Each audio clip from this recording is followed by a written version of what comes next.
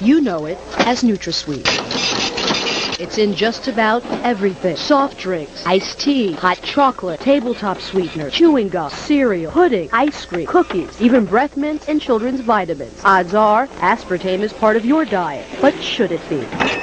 It should be withdrawn from the market. Look at this. A summary of nearly 10,000 complaints filed with the Food and Drug Administration since 1980 by people just like Edith Johnson. I was horrified. I was panic-stricken. I was perspiring. I was scared to death on that night. Edith says she'll never forget it. Within a matter of moments, I went completely blind. I could not see anything. Edith was drinking a cup of low-calorie hot chocolate that night. Aspartame made it sweet.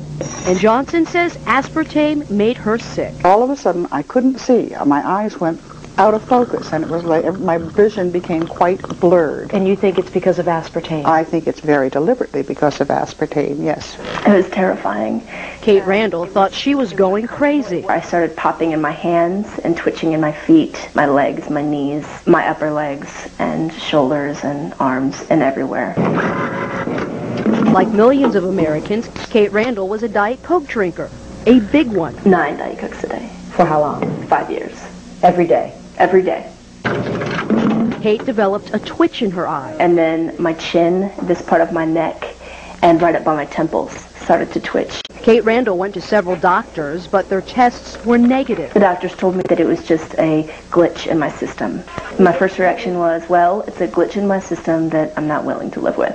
And what that meant was that I was going to do my own research. So Kate went online searching for answers. And she says what she found left her with a bitter taste for NutraSweet. I absolutely believe that it was the breakdown of my health for 2 years.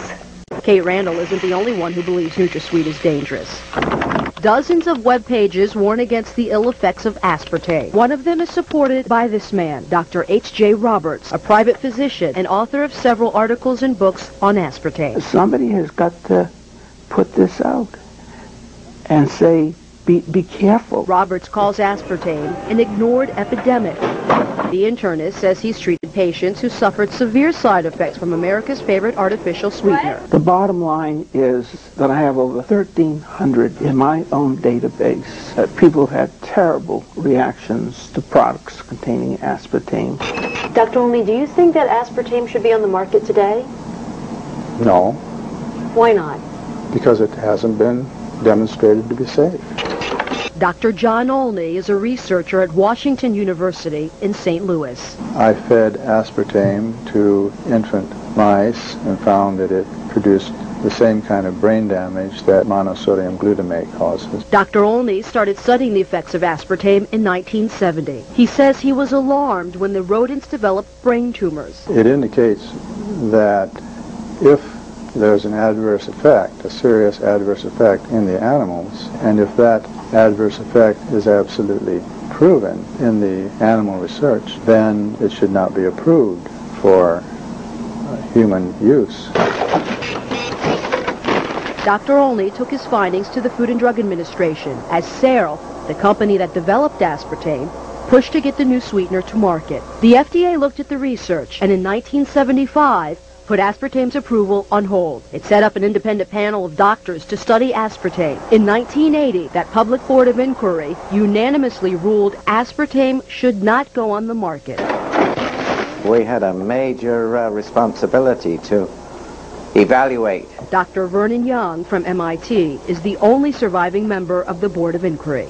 Our conclusion was that on the basis of the evidence presented at that time, we weren't able to assure ourselves of the safety of aspartame in that particular context, and that we advised the need for additional studies. They had some concerns about it and felt that there should be additional animal studies done before it was approved. Dr. Jerry Goyen was the FDA commissioner then. I looked at that, read it at the time, obviously, and said that, well, what we had to do next was set up an internal committee of people who had played no part in previous studies of aspartame. But Goyen never had the chance to review the results. That's because he was forced to step down in 1981, when newly elected President Ronald Reagan appointed a new commissioner. That commissioner quickly approved the use of aspartame for dry foods like cookies and pudding mix. Just 2 years later, he okayed it for carbonated drinks. We tracked down that FDA commissioner, Dr. Arthur Hall Hayes. Hi, Dr. Hayes. Yes? My name's Aline Sirgani with Fox 5 in Washington. Yes? Can we ask you a few questions about aspartame? FDA has all the information you need.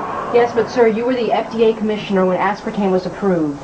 And so we'd like to ask you a few questions. No, I really have no comments. All the information is available to Food and Drug Administration. Sir, don't you think it's your responsibility as the FDA commissioner when aspartame was approved to answer some of our questions? Not now. I'm no longer commissioner of the FDA. Do you think the public was ever put at risk? Sir, was the public ever put at risk? Sir, do you think he put the public at risk, sir? Yes, I do.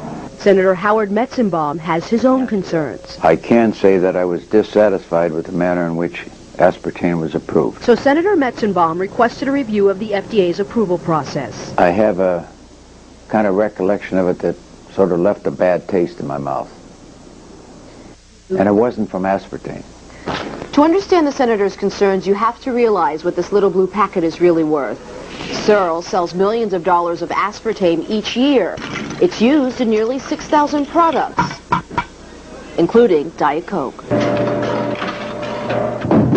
Searle had a vested interest in keeping aspartame on the market, and the American public had a craving for a calorie-free sweetener. It was a big public issue. It was a matter of considerable publicity and public attention. Between my first and second seizures, I asked my neurologist about aspartame and a possible link to seizures. The Senate's public hearings took place in 1987, but nothing came of Metzenbaum's worries. The committee decided not to request more studies and left aspartame on the market. I think that there were a lot of politics involved in its being approved. A lot of people share the senator's viewpoint, so Fox 5 obtained these campaign contribution records. They show that Searle made contributions to several senators involved in keeping aspartame on the market. Senator Howell Heflin received at least $5,000. Searle also contributed at least $3,000 to Senator Orrin Hatch. Senator Robert Byrd got $1,000, and Representative Henry Waxman also received a $1,000 contribution.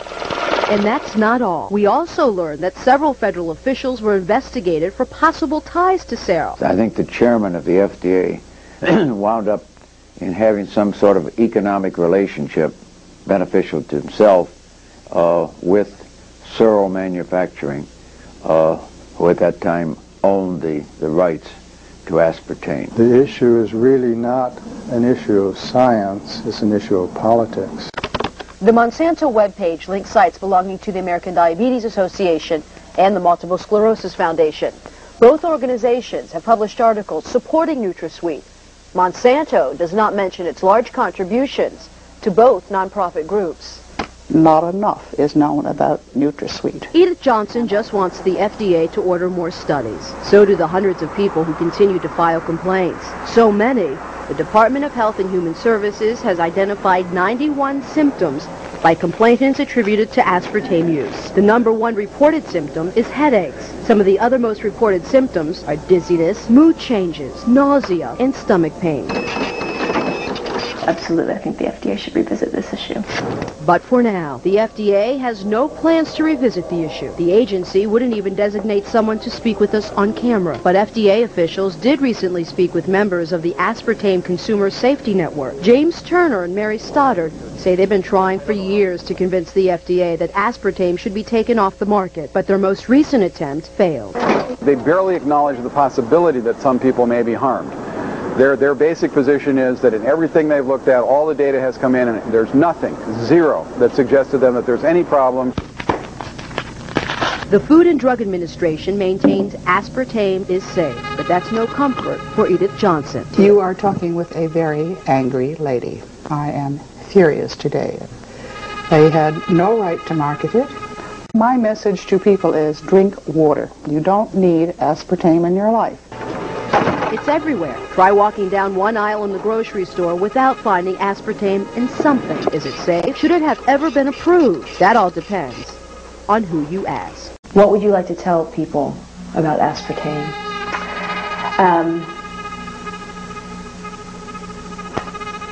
Avoid it.